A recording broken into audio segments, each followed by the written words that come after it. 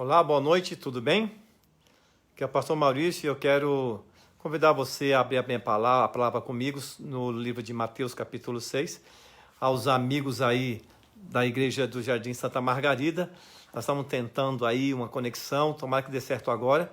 Então, vamos iniciar então nossa conversa agora, tá bom? Feche seus olhos, vamos fazer uma prece, em seguida abrir a palavra do Senhor.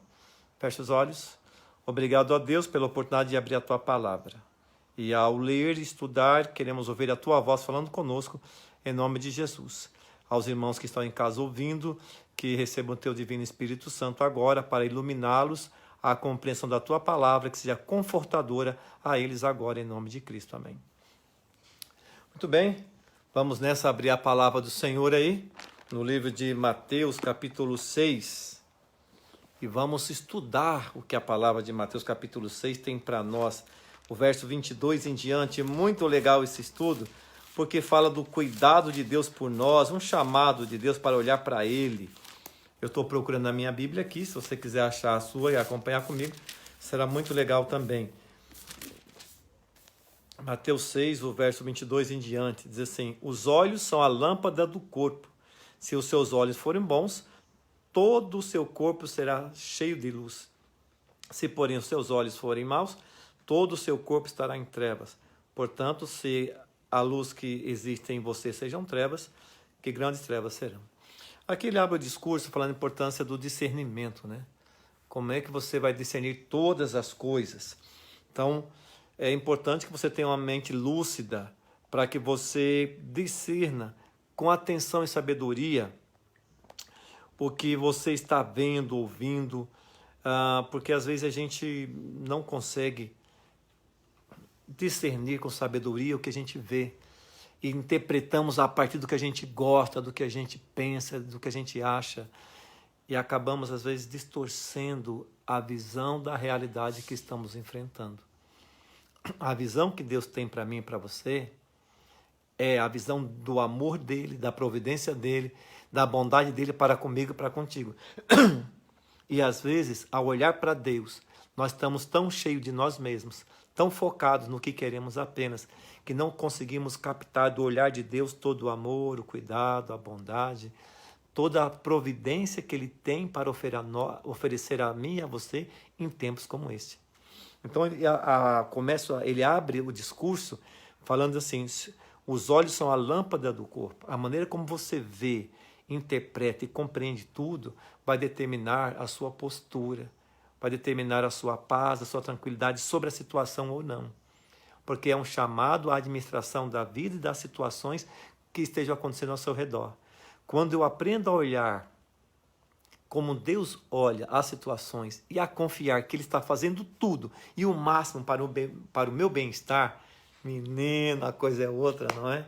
A história fica diferente. A tristeza, como diz o hino, se transforma em alegria, porque eu passo a olhar a Deus e as situações ao redor como parte da sua providência para cuidar de mim. Quando eu passo a olhar as coisas a partir do olhar de Deus, eu vejo um Deus agindo na história e apesar da história. Eu vejo um Deus agindo nas divergências, nas adversidades e apesar delas, para me dar segurança e certeza do seu santo cuidado. Por isso é bom que você aprenda a olhar como Deus olha. E a olhar na certeza que Deus está cuidando, está fazendo o máximo para o seu bem-estar. A questão do olhar também, os olhos forem bons, é o discernimento que você tem sobre o que Deus é. Aí é importante que você tenha uma imagem correta do que Deus é. A Bíblia diz que Deus é amor. Deus é amor. Que Deus é bondade, que Deus é alegria. A Bíblia diz que Deus está em todas as coisas.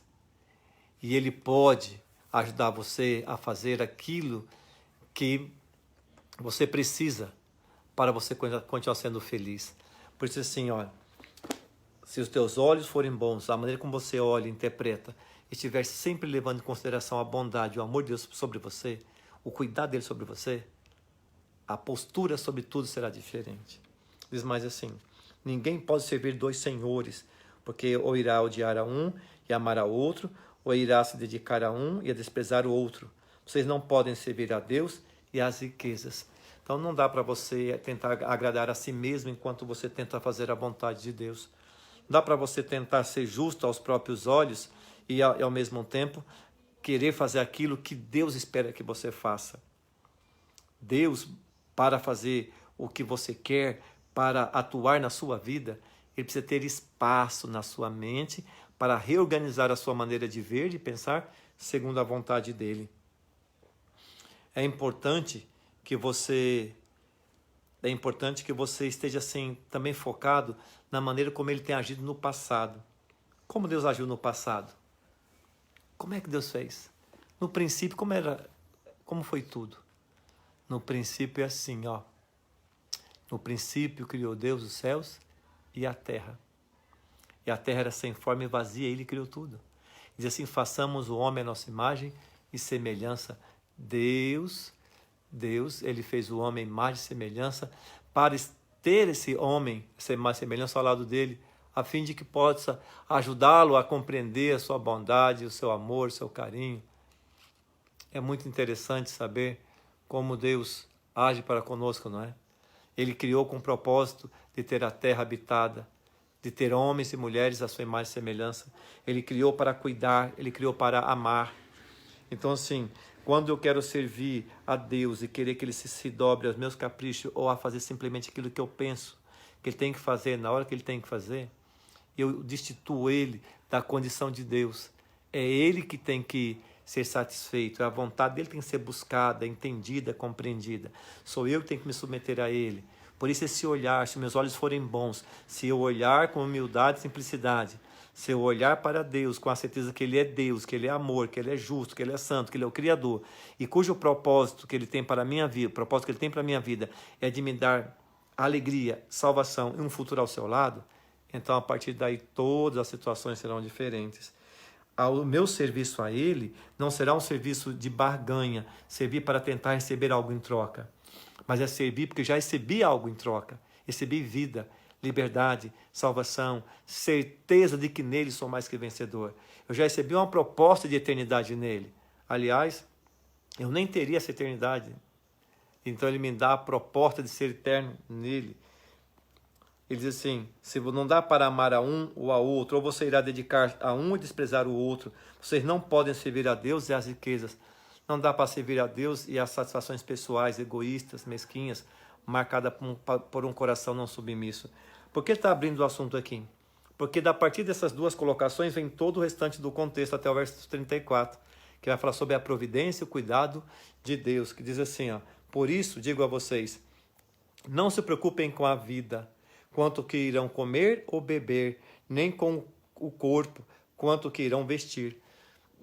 Veja o contraste entre o dinheiro, riqueza e o cuidado da vida.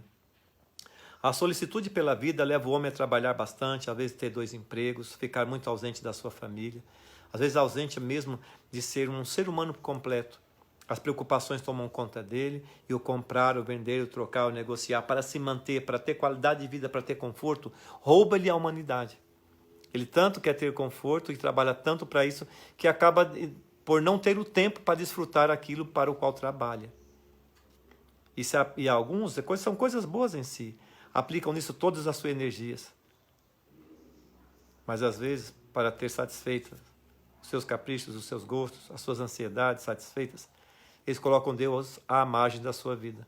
Trabalham, estudam, se esforçam, procuram conquistar, mas não deixam Deus fazer parte da conquista.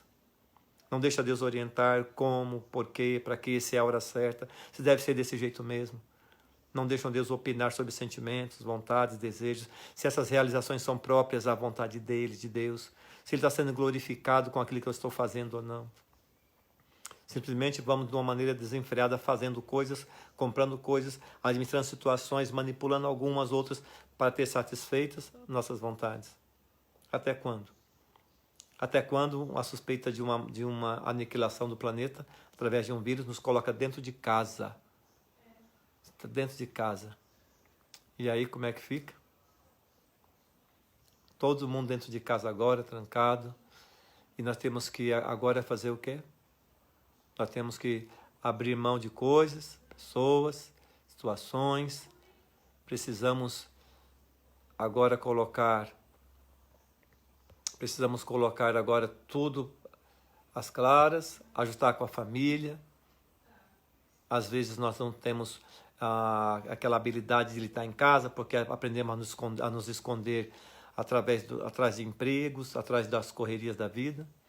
E agora, quando temos que olhar um para o outro, o que ficou? Às vezes fica um vazio no olhar, porque a gente se olha e não se encontra. Esses 20 dias em casa, às vezes, vira cobrança. Quando devia virar momento de aconchego. Aliás, para que trabalhamos tanto? É para ter mais tempo de qualidade com a nossa família, para ter mais aconchego, mais afeto, mais carinho. Pensa nisso aí. Diz assim, porque isso eu digo a vocês, não se preocupem com a comida ou com a bebida. Por quê? Porque então vamos largar a mão de tudo? Não. É para você confiar nele, em Deus, na providência dele. Fazer o que pode ser feito, o que está à tua mão fazer, faça com todas as forças, com toda a tua energia. Mas não se esquecendo de que todo o exercício da força e da vontade sem a bênção de Deus resulta em nada. Temos muitas pessoas sábias, inteligentes, fortes, muitas habilidades, mas dentro da situação agora, muitos estão trancados dentro de casa. O comércio está parado. O que adianta a força, a habilidade, a sabedoria? Estamos parados, não podemos exercê-la. Mas a misericórdia de Deus está agindo, a providência dele está acontecendo. Olha que maravilha. Está acontecendo. Aí pergunta, não é a vida mais do que o alimento? Que adianta um supermercado cheio de alimentos sem o dinheiro para comprar? Ou você ter uma casa cheia de alimentos e você não ter aqui a questão, o apetite para poder saborear. Ou tem apetite, mas não tem a liberação de um médico para comer aquele determinado alimento. Imaginou? Então a vida é muito mais importante que alimentos, amigo. O estar vivo, o poder desfrutar da vida é muito mais importante da quantidade de alimento que você tem à sua disposição. Porque isso tem a ver com a certeza do cuidado de Deus sobre o alimento, sobre todas as ações da vida. Não é o corpo mais do que roupas. Olha aí. Estamos preocupados na manutenção da vida baseado no quê? O que comer e o que vestir, o que desfrutar. E assim, a vida é mais que o alimento, o roupa é mais que a cor. O corpo é muito mais importante que a roupa. Aliás, para que tem as roupas? Para vestir o corpo. Se não tivesse um corpo para ser vestido, para que as roupas? Não tinha necessidade disso.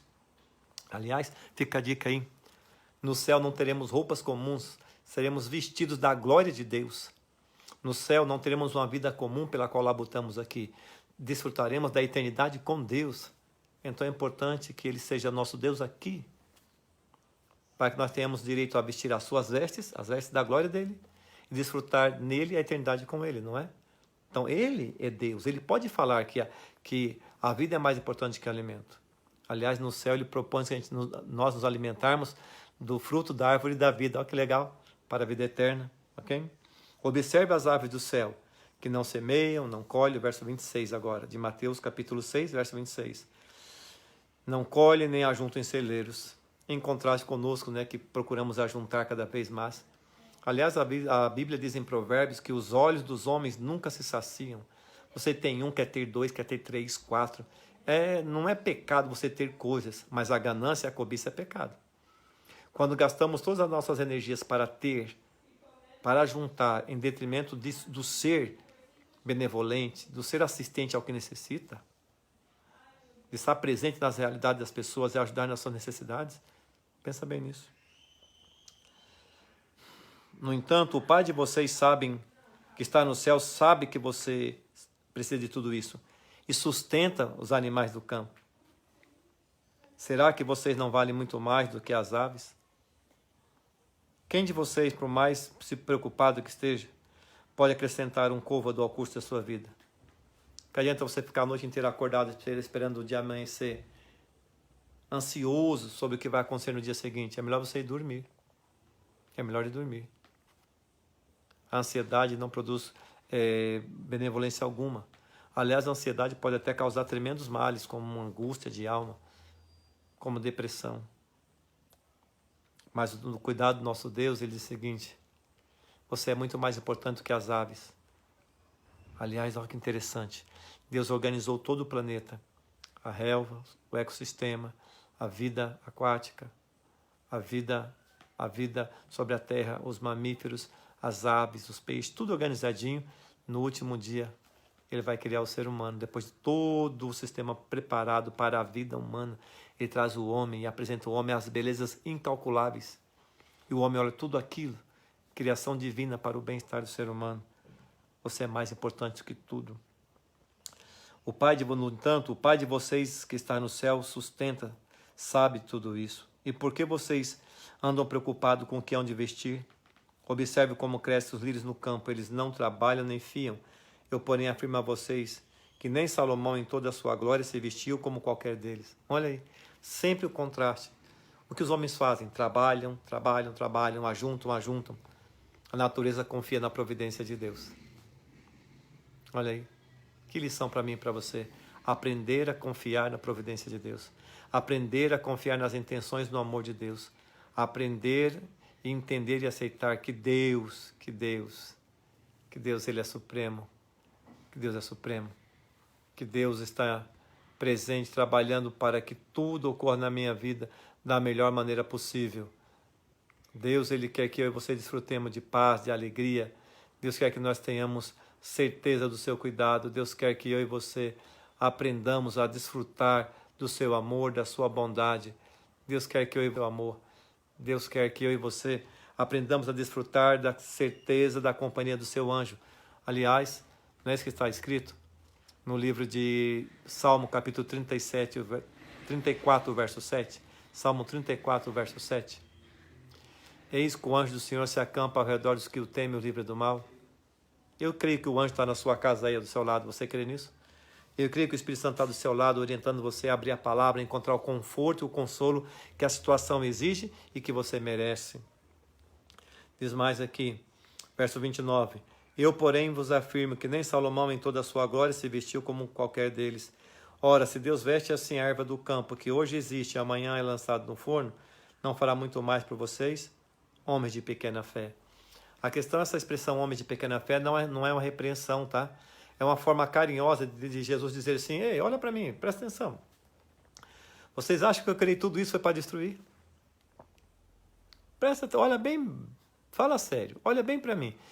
Vocês acham que eu construí todo esse sistema de planeta foi para destruir? O propósito de Deus é muito maior do que esse.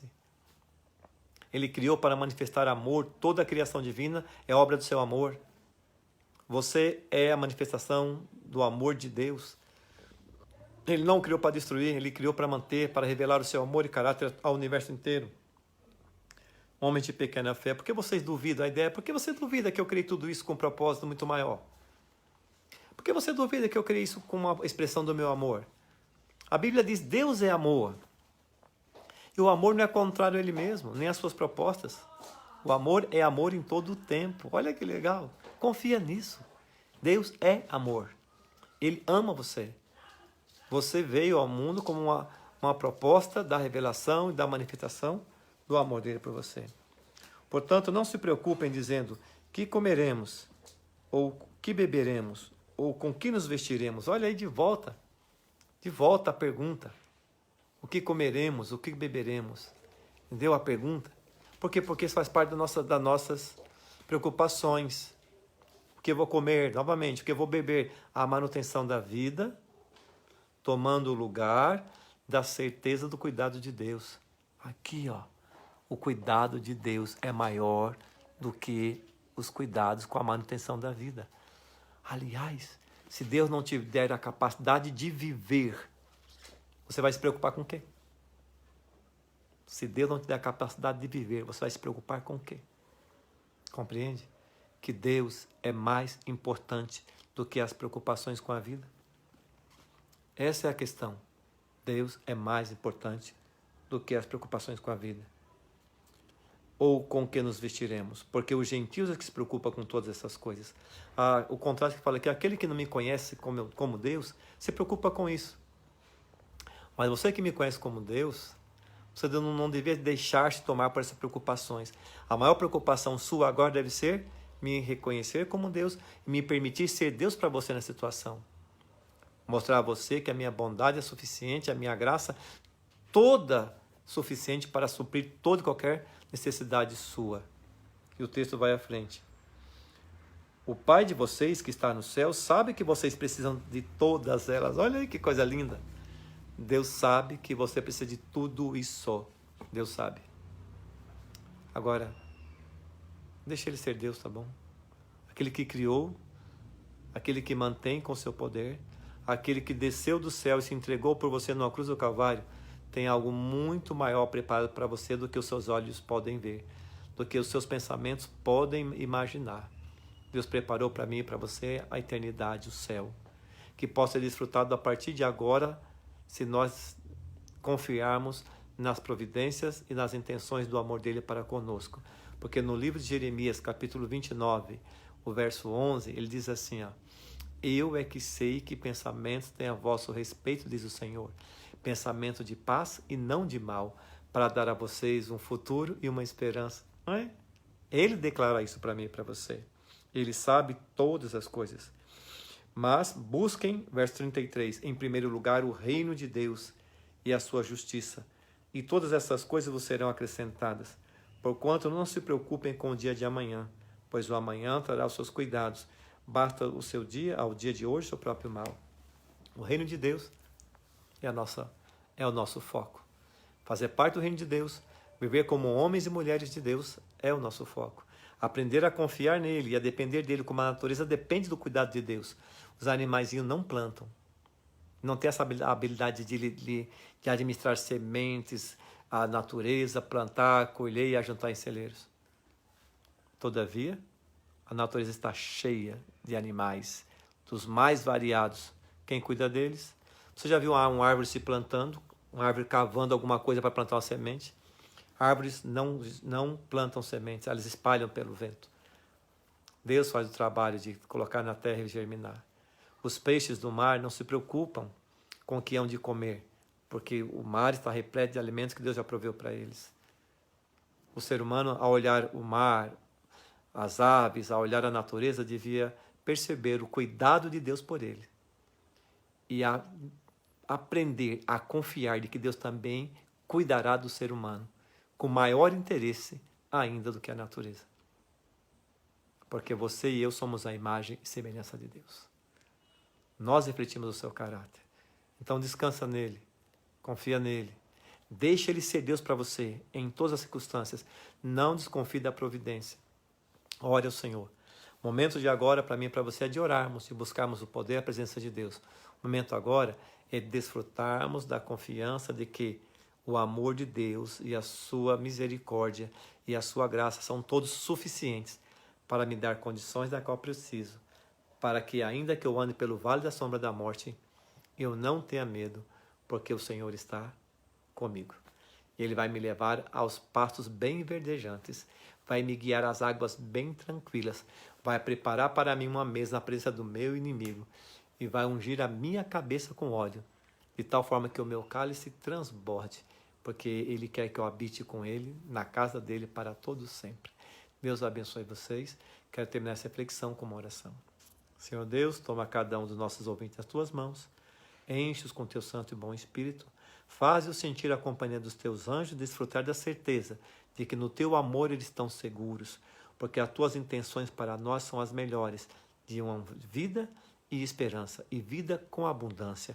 A eternidade proposta na pessoa de Jesus Cristo para todo aquele que nele crê é a Tua proposta de amor para conosco.